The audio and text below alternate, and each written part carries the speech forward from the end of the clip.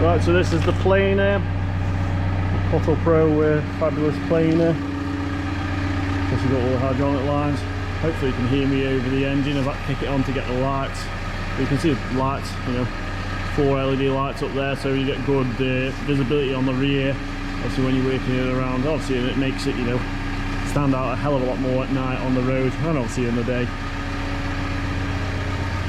So obviously you see there's the gauge, so we can go from 0 all the way to 170mm. We can cut one side at 170mm or both sides at 170mm, all done, manoeuvred and adjusted all from the luxury of the cab, so there's no getting out manually moving it like the old backhoes or that time. 600mm planer, obviously picks all in here in the drum, so it, you know, knock them out if you need to from the back with a hammer, swap them, change them. Obviously it's always good to, once you finish with it, spray a bit of OJ, environmentally friendly, like all the old days you used to have diesel, didn't you, but so we can't use that anymore. You know, clean them, give them a good blast off, and then OJ them up and then they'll spin freely. You know, that's the bit you need to be top quality, highest, you know, plane possible.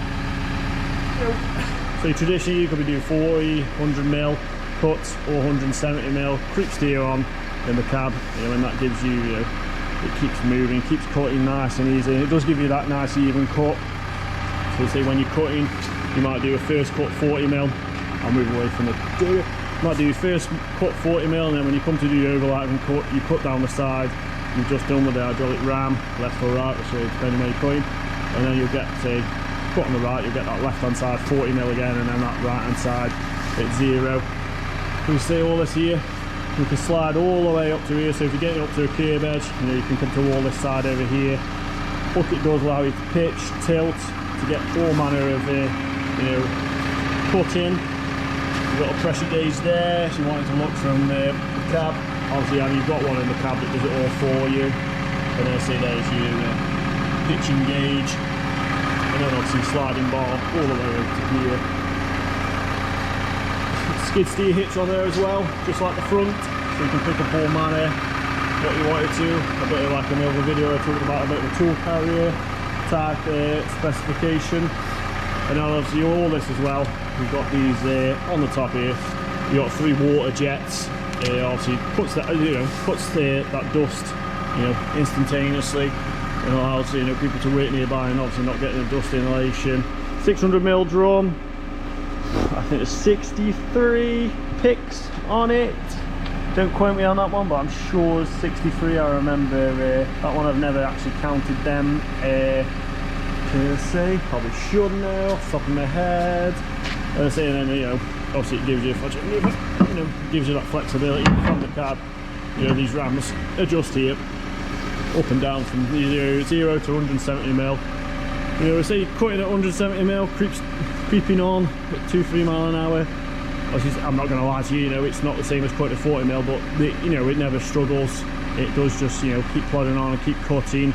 But imagine cutting 170mm through asphalt, HRA and all that. You know, there is planers out there that'll struggle a lot more. Some not so good machines, they'll be smashed about in the cab or something, but you can put that 170mm, cut through HRA, you know, and then the person in the cab, the operator, does not get any vibration, doesn't even feel anything. He's just, you know, tooting along with some music playing, or, you know, listen to whatever you fancy, podcast or something, Ollie Gunn's podcast maybe, and a nice and warmth. And I say, it's just, there's nothing, you know, that can beat it, you know, in this range, pothole patching and all that. If you're doing it by hand breakering, obviously you're going to have one knackered person at the end of the day, where you can, you know, enjoy yourself almost in a digger as much as you can do in a cab, I say, and then go off. So yeah, it's quite a whistle blow tour of the planer. So picks change depending, obviously looking after him. So if you hit iron work and all that, they smash a lot quicker, but no, at the end of the day, look after him. You know, they're the bit that, you know, saves you, that looks after you as well. So I'd say just traditionally working it day and night on big patches, I'd probably say you're getting a couple of months out of the picks. Obviously if it hit iron work, you know, they do shatter like any other picks in the market.